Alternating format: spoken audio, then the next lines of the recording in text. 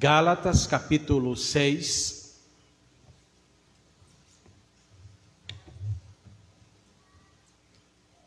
Nós iremos ler os versículos 1 ao 5. Gálatas capítulo 6, do 1 ao 5. Assim diz a palavra do Todo-Poderoso. Irmãos, se alguém for surpreendido em alguma falta, vós que sois espirituais, corrigi com espírito de brandura, e guarda-te para que não sejas também tentado. Levai as cargas um dos outros, e assim cumprireis a lei de Cristo. Porque se alguém julga ser alguma coisa, não sendo nada, a si mesmo se engana. Mas prove cada um o seu labor, e então terá motivo de gloriar-se unicamente em si e não no outro, porque cada um levará o próprio fardo. Poderoso Deus, nós te bendizemos, nós exaltamos o teu santo nome, meu Deus, porque tu és Deus grande, poderoso, gracioso.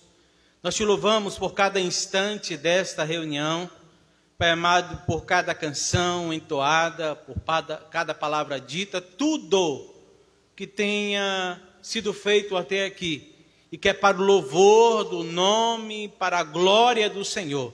Eu te louvo pela vida de cada um dos seus filhos, que aqui neste altar tem conduzido este louvor tão abençoado, e também por toda a igreja aqui reunida com o propósito de adorar o teu santo nome. Agora, Senhor, nós estamos mais uma vez diante da tua santa palavra, e como repetidas vezes nós te pedimos, confronta-nos, Senhor, edifica-nos. Eu te louvo pela tua palavra, e ela é poderosa justamente porque a tua palavra revela quem tu és, a tua grandeza e a tua majestade. Senhor amado, em nome de Jesus Cristo, que teu Espírito possa nos conduzir, a todos nós, nesta noite, e que tenhamos todo a compreensão da tua palavra, a aplicação da mesma seja feita pelo Espírito Santo na vida de cada um. É o que nós te pedimos no nome do Senhor Jesus Cristo. Amém. Glória a Deus. Meus irmãos, se nós observássemos bem a palavra do Senhor, se nós de fato vivêssemos com os nossos ouvidos aguçados, procurando obedecer, seguir as instruções do Senhor na sua palavra para nós, muitos problemas que existem na igreja, eles simplesmente seriam extintos, eles não existiriam. Se nós de fato nos metêssemos totalmente à palavra do Senhor, a palavra que nós dizemos crer e amar, se houvesse em nós de fato disposição para cumprir, para viver a palavra do Senhor, muitas coisas seriam resolvidas no nosso meio. Muitas coisas seriam resolvidas no nosso meio. Interessante que a carta de Paulo aos Gálatas é uma carta muito interessante, e ela provavelmente tenha sido escrita durante ou depois da segunda viagem missionária de Paulo, e também provavelmente tenha sido escrito entre o ano 50 e 52, ali ou de Corinto ou então da Antioquia da Síria. E nessa carta, Paulo vai defender a supremacia, a superioridade de Cristo, da sua obra, comparada a Moisés e a lei. E ele vai falar justamente da suficiência do sacrifício de Jesus, que aquele que crê no Evangelho de Cristo, no sacrifício de Jesus, não precisava acrescentar mais nada para ser salvo. O sacrifício de Jesus é suficiente. É isso que Paulo vai defender nessa carta.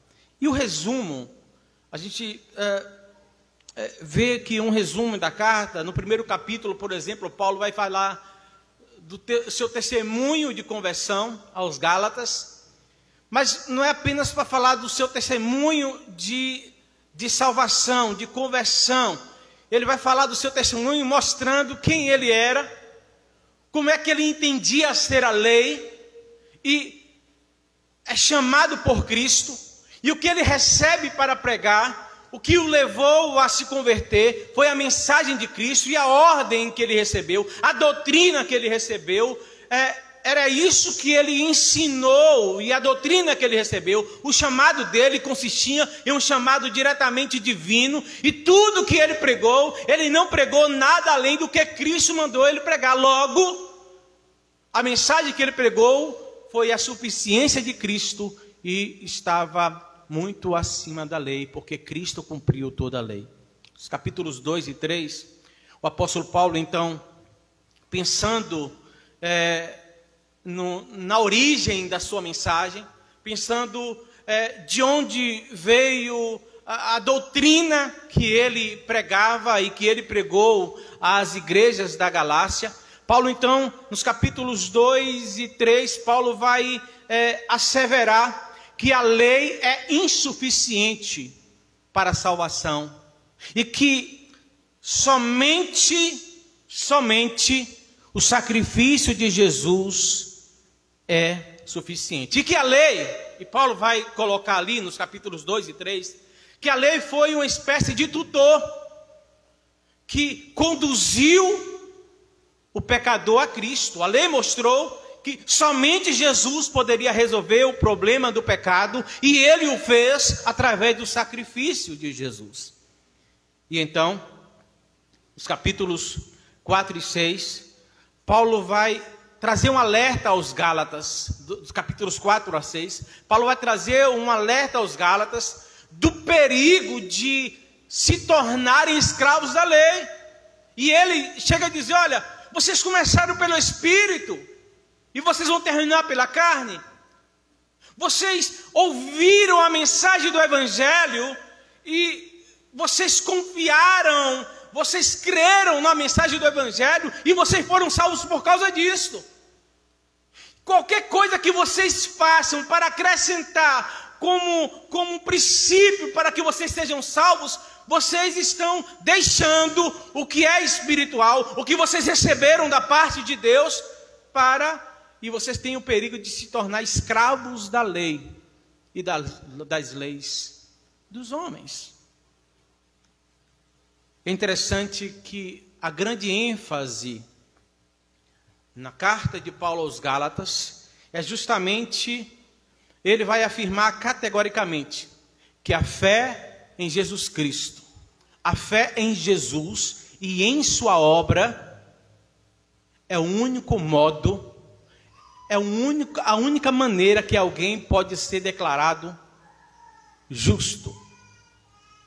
E agora, no capítulo 6, depois de falar, por exemplo, sobre as obras da carne e o fruto do Espírito, Paulo então vai se dirigir àqueles irmãos e dizer: irmãos, se alguém de vocês pecar, cair em tentação, for surpreendido em alguma falta, vocês que são espirituais devem corrigir o faltoso, devem corrigir aquele que cometeu o pecado, aquele que caiu em tentação. Mas vocês não devem apenas corrigir. E Paulo vai então mostrar para a gente, neste pequeno trecho da palavra do Senhor, como é que nós devemos lidar com as fraquezas uns dos outros. Como é que nós devemos nos comportar com as fraquezas uns dos outros. E é sobre isso que nós queremos, de maneira breve, falar nesta noite. E que o Espírito Santo possa trazer a nossa mente ao nosso coração. E nos ensinar, nos mostrar. Porque o apóstolo Paulo deixa bem claro como é que nós devemos lidar com as fraquezas uns dos outros. Ou seja, com as fraquezas dos outros, mas também com as nossas. Como é que nós devemos lidar com elas? E aí o apóstolo Paulo começa justamente nos versículos 1 a 3, dizendo: irmãos, se alguém for surpreendido em alguma falta, vocês que são espirituais, devem corrigi-lo com espírito de brandura e guardando ou vigiando, para que vocês também não caiam em tentação. Levai as cargas uns dos outros, e assim vocês cumprirão toda a lei de Cristo. Porque se alguém julga ser alguma coisa, não sendo nada, a si mesmo se engana. Então, olha só a praticidade como Paulo vai orientar aquela igreja. E ele trata de um suposto problema de alguém que havia em pecado, ou havia caído em tentação, ou se alguém viesse a cair em tentação, como é que a igreja deveria agir? Como é que o que é que os irmãos deveriam fazer? E antes que a gente pense, como é o costume geralmente, é que se alguém cair em pecado, então Paulo está falando aqui com a liderança da igreja. Olha, irmãos, se alguém cair em pecado, vocês que são espirituais, vocês que são líderes, devem corrigir essa pessoa. Não, Paulo se dirige a todos os irmãos.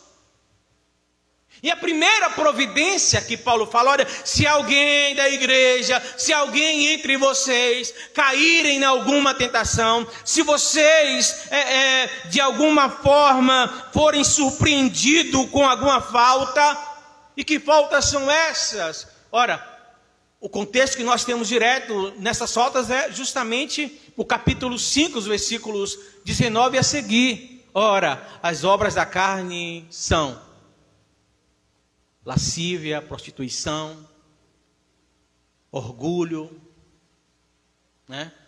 adultério. Paulo relaciona isto, e é interessante a gente ver. Mas, se sois guiados pelo Espírito, ora, as obras da carne são conhecidas, e são prostituição, impureza, lascívia, idolatria, feitiçaria, inimizade, porfias, ciúmes, ira, discórdias, dissensões, facções, inveja, bebedices, glutonarias e coisas semelhantes a essas. E o que Paulo está dizendo: olha, se alguém cometer alguma dessas coisas, se alguém for surpreendido em alguma dessas faltas, a primeira providência para aqueles que são espirituais, e também é interessante que nós saibamos quem são esses espirituais. É a liderança da igreja? Não, é todos aqueles que são do Espírito, todos aqueles que são do Espírito Santo, e entendemos que todos os cristãos o são.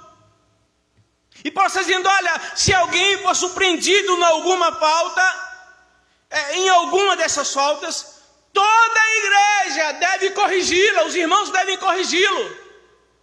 A primeira providência Paulo diz, o que é que deve ser feito em alguma falta?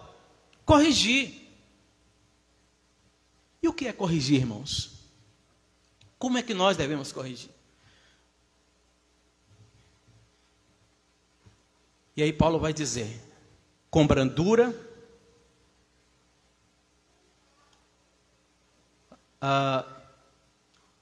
também com vigilância, com amor, sem vaidade e levando a carga uns dos outros. Nós aprendemos nesse texto que nós estamos todos sujeitos às tentações. E qualquer um de nós está sujeito a pecar, a cometer uma falta no percurso da sua vida. Só que é interessante a maneira como Paulo aqui diz, olha, se alguém de vós for surpreendido, e o que nós subentendemos aqui é que o pecado, é que a falta não deve ser algo premeditado, deve ser um acidente de percurso. Todos nós estamos sujeitos a cometer algum pecado, alguma falta. Agora, isso não pode ser premeditado. Isso não pode já ser também uma repetição constante. Eu premedito, eu sento, eu penso como é que eu vou fazer isto, e eu vou lá e peco, e vou lá e cometo aquela falta. Não, o pecado na vida do crente, na vida do cristão, daqueles que são espirituais, tem que ser um acidente de percurso. E quando isso acontecer, nós estamos sujeitos e deve haver correção. E essa correção deve ser feita com brandura, com vigilância. E aí Paulo fala assim, olha, levai as cargas uns dos outros. É interessante que nós temos isso aí, carga, fardo, embora esteja traduzido para a nossa língua diferente, o grego é quase a mesma coisa, né? E carga, levai as cargas um dos outros, o versículo 2, vai justamente apontar para uma coisa interessante. Vai nos mostrar que nós devemos levar, que nós devemos aliviar a carga e o peso do pecado dos nossos irmãos. Que nós devemos aliviar, que nós devemos ajudá-los a resistir ao peso da tentação.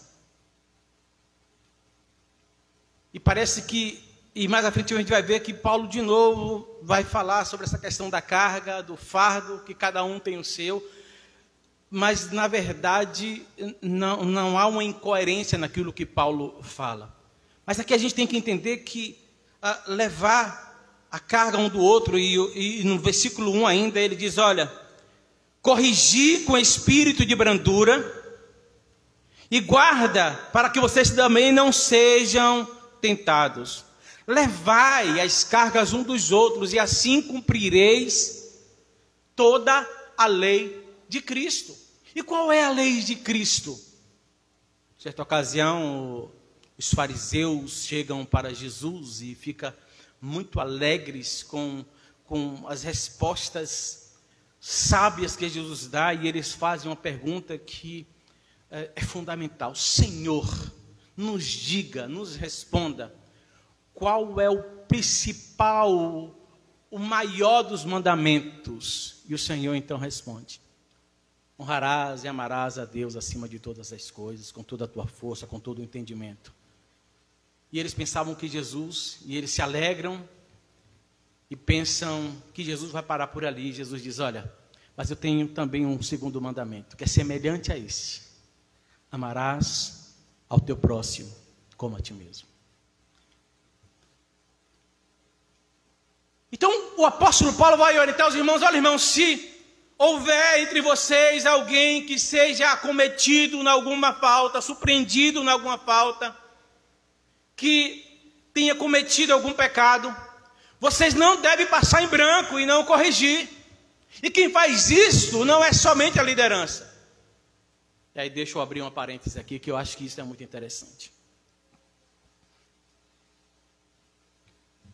O certo, pelo texto, é se você tem conhecimento de alguém que cometeu alguma falta, você deve ir a essa pessoa. E o próprio Jesus orientou isso. Vá até aquele que pecou, para corrigi-lo. E corrigir aqui, irmãos, não é lá apenas confrontar e jogar na cara, e botar o dedo na cara, que você é pecado, que você é miserável, que você é desgraçado mesmo. Corrigir aqui é abrir os olhos da pessoa para a sua falta e não deixá-lo até que essa pessoa esteja de novo nos trilhos.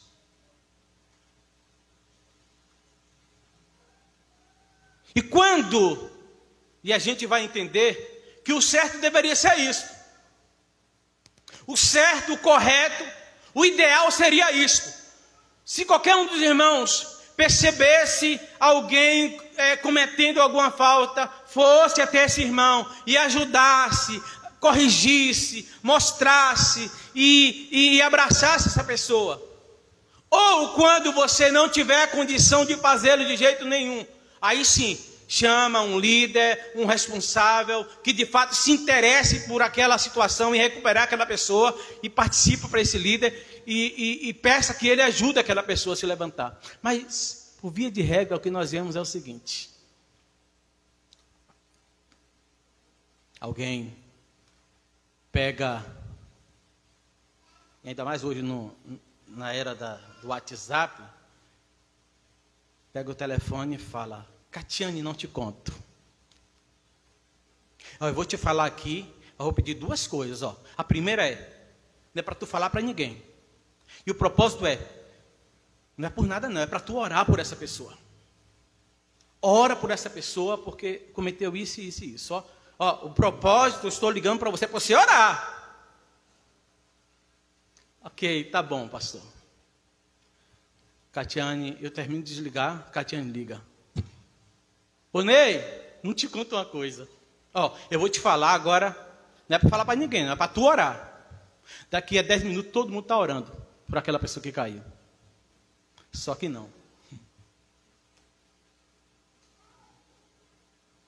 Eu tenho que, uma vez que perceber alguém, eu tenho que corrigir.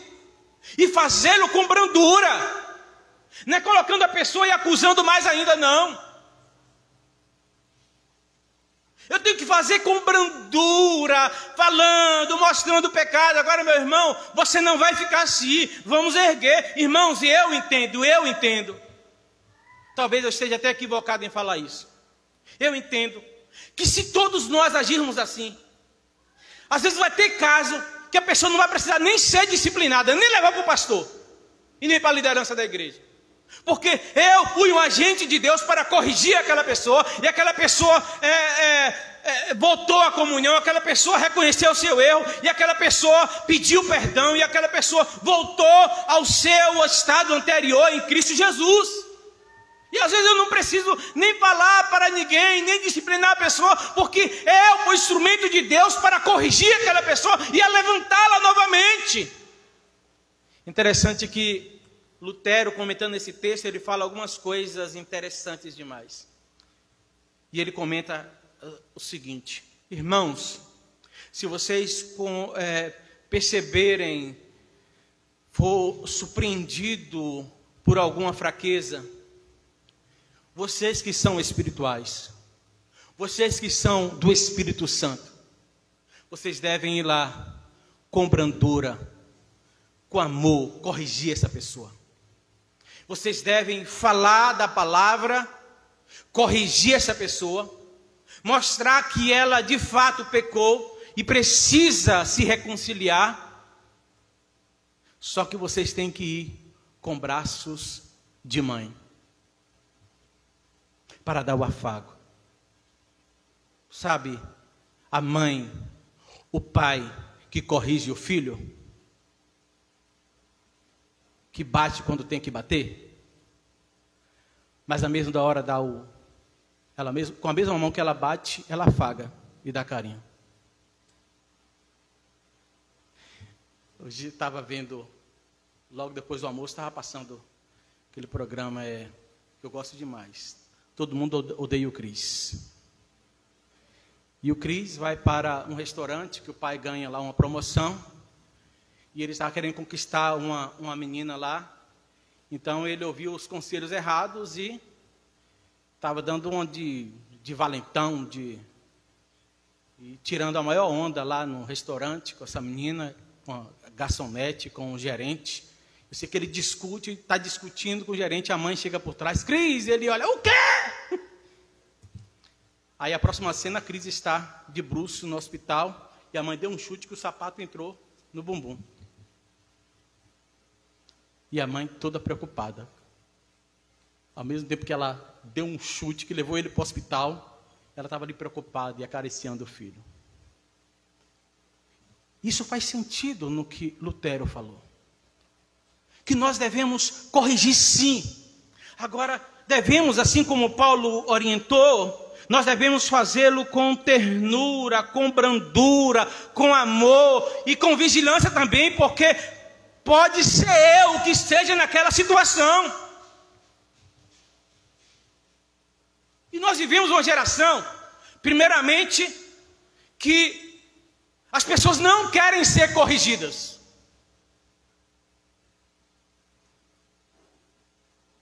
Nós vivemos em uma geração que as pessoas acham, ninguém tem nada a ver com minha vida. Mas também às vezes nós pensamos, fulano é tal, ele conhece já a verdade, ela já conhece a verdade, o problema dele, não vou me envolver. Mas nós fazemos parte sim, porque nós somos igreja, nós somos membros uns dos outros. E nós temos que nos preocupar sim, com a vida do outro. E quando preciso, devemos corrigi-los sim, ajudá-los sim. Mas também precisamos ser humildes para reconhecer que erramos. E que somos passíveis de correção. Agora essa correção não deve ser aquela coisa bruta que coloca a pessoa ainda mais para baixo, que abaixa a pessoa. Deve ser feito com brandura e segundo a lei de Cristo, que é o amor. Ajudando, aliviando, ajudando a essa pessoa a resistir à tentação.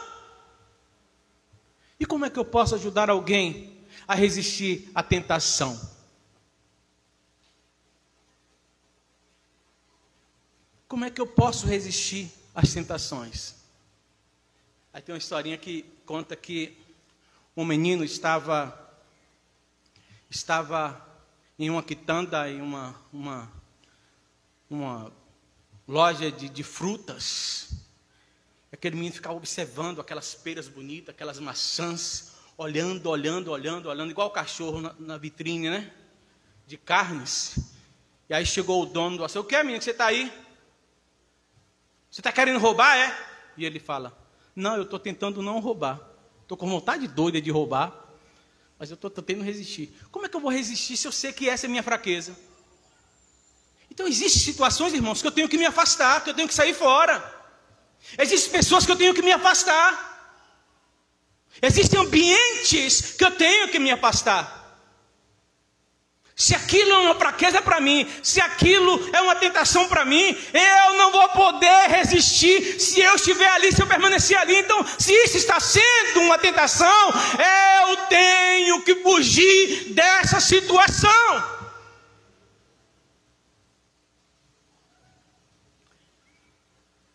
E aí Paulo vai dizer ainda que nós devemos corrigir, fazê-lo com brandura, nós devemos fazer com amor, vigiando, né? E aí a gente tem o exemplo desse menino aí diante das frutas. A gente tem que vigiar porque nós também estamos sujeitos às tentações e devemos fazer sem vaidade.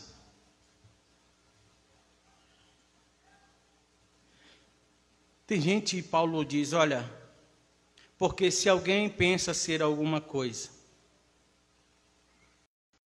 a si mesmo acha que tem preeminência espiritual sobre outras pessoas. porque eu tenho mais experiência do que ele. Porque jamais eu vou passar por um negócio, jamais eu vou fazer isso. E Paulo fala, quando você for corrigir alguém, não faça com presunção, achando porque você é mais espiritual, porque você é mais forte, porque você está alheio às tentações, porque todos têm uma cruz, todos têm fraquezas. Então, quando você for tratar da falta de alguém, não vá tratar com vaidade, olhando para você e se justificando sobre a fraqueza do outro. Não faça isso. Porque quando você faz isso, você está achando, você está se enganando, achando que não está sujeito, que você está isento às tentações. Você está se enganando porque todos têm um fardo e prestará conta de si. Devemos, de acordo com o que Paulo fala, ao olhar para as fraquezas, como é que nós devemos lidar com as fraquezas uns dos outros? Olhando para as nossas próprias. Não devemos medir a nossa espiritualidade, irmãos. Não devemos medir a nossa superioridade. Não devemos achar que somos muito espirituais quando comparamos com os erros e fraqueza dos outros. Lembra da parábola que Jesus contou do fariseu e do publicano? Como é que o fariseu orava?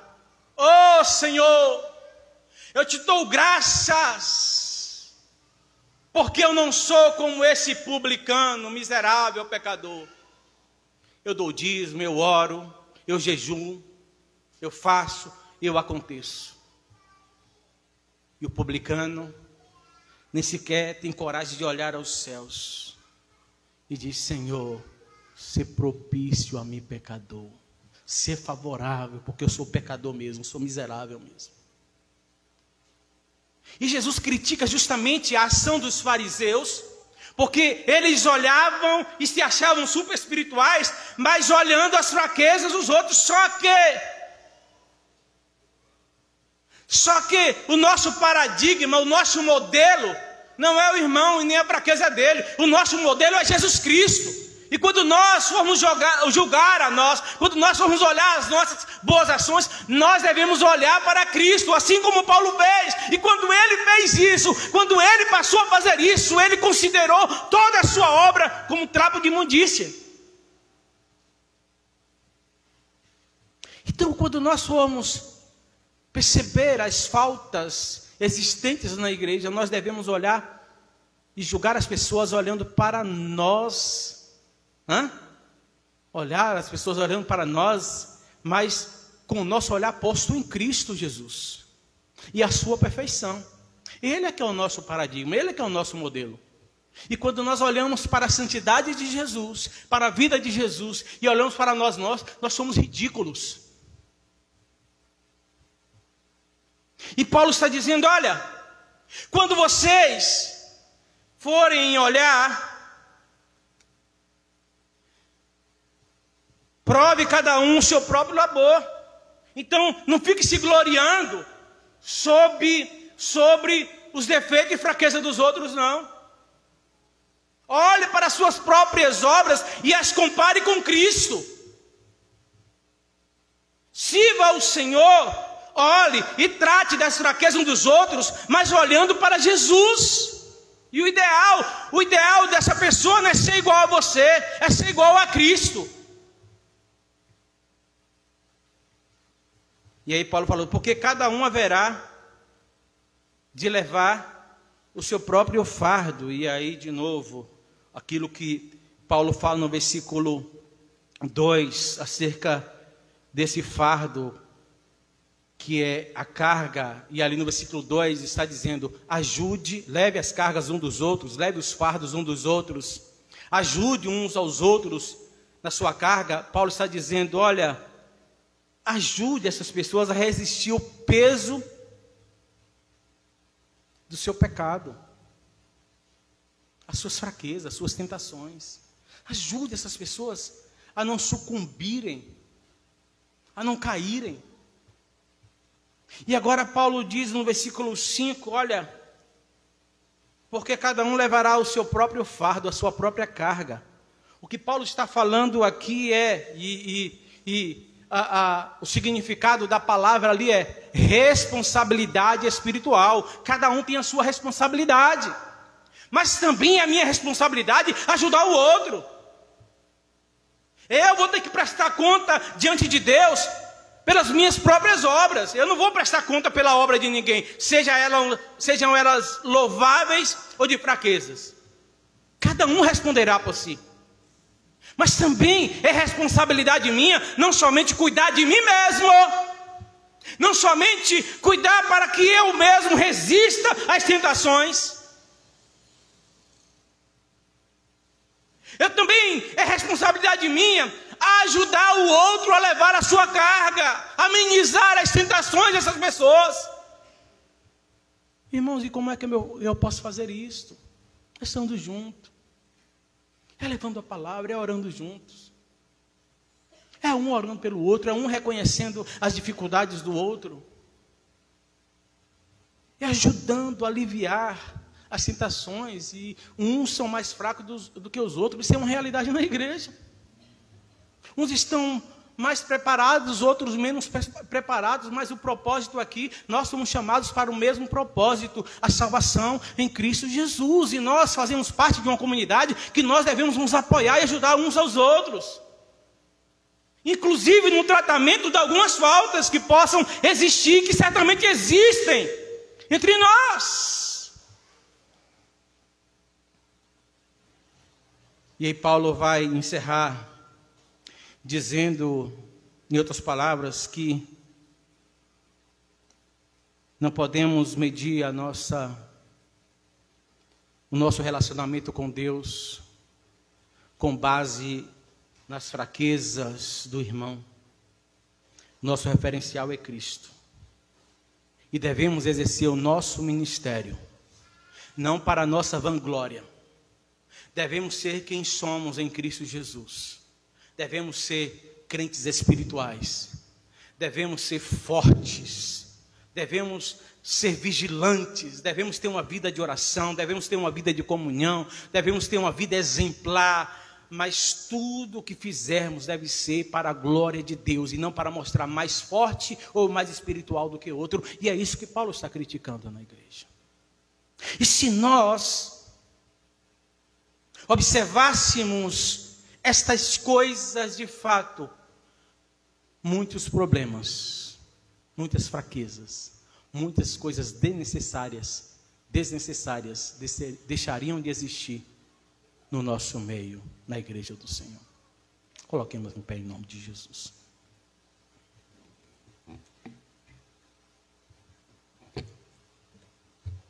Poderoso Deus, nós te bendizemos, exaltamos e glorificamos o teu